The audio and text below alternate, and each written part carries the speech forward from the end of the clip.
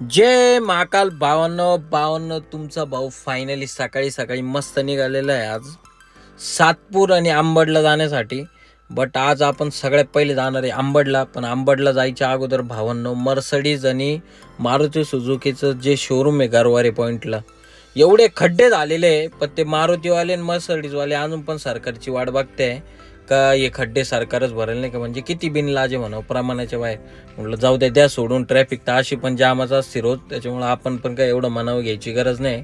आपण पोचलो भावांनो फायनली एका कंपनीमध्ये पोचल्या. विषय असा झाला का आपल्याला तिथं काही फायर एक्सटिंग्विशरची डिलिव्हरी वगैरे करायची होती. पण त्याच्यात म्हटलं चला आता सर्वात पहिले जाऊन नाशिक ऑक्सिजनला पोचल्यानंतर तिथून आपण काही CO2 वगैरे घेऊन टाकले. त्यांना काही रिफिलिंगला आणि टेस्टिंगला 2 CO2 वगैरे आपण दिलेले होते.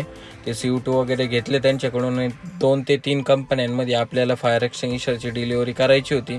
लवकरात लवकर सगळे फायर एक्सटिंग्विशरची डिलिव्हरी केली. निघालो ऑफिसच्या प्रवासाला जायचं कारण असं होतं का भावांनो आपले आले होते मेकॅनिकल फोम 45 लिटरचे 7 ते 8 फायर एक्सटिंग्विशर होते. ते आपण सगळे फायर एक्सटिंग्विशर ते ऑफिसमध्ये अनलोड करून घेतले. आणि त्यानंतर तुमच्या भाऊला एवढी जोरात वॉशरूम लागली. म्हटलं नाद नाही करायचं, सगळ्यात पहिले जावं लागलं. आता डेंजर काम झाले.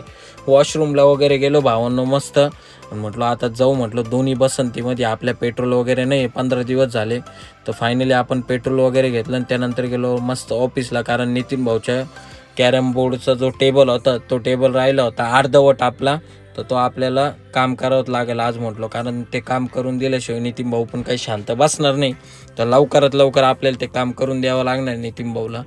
मग फायनली आपण आज जे काम होतं कॅरम बोर्डचं, एवढं पद्धतशीर कॅरम बोर्डचं काम केलं ना भावांनो.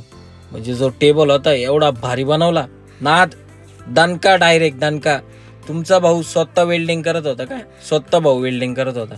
एवढा भारी टेबल बनला ना का नितीन भाऊनी पण असं कौतुक केलं, हा मेरे लाल जी ले तू. म्हटलं ठीक आहे चलेंगे, जी लेता हूँ मी. फायनली आपली जी वेल्डिंग वगैरे होती लय पद्धतशीर झाली. आणि आज फायनली तुमच्या भावाला डायरेक्ट रात्री वेल्डिंग वगैरे लागणारच आहे. त्याच्यामुळे त्याबद्दल तर काही वादच नाही. काय वाटतं भावानं, बरोबर आहे का नाही तुम्हाला? त्याच्या आपला प्रभू भाई पण आपली एवढी मजा घेत होता. म्हटलं बाबा धन्य आहे. म्हटलं आता तुला काय सांगावं बाबा, रात्री काय हाल होणार आहे माझी नाही का. फुल ठोकून बिकून बघू राहिलं झाली की नाही वेल्डिंग.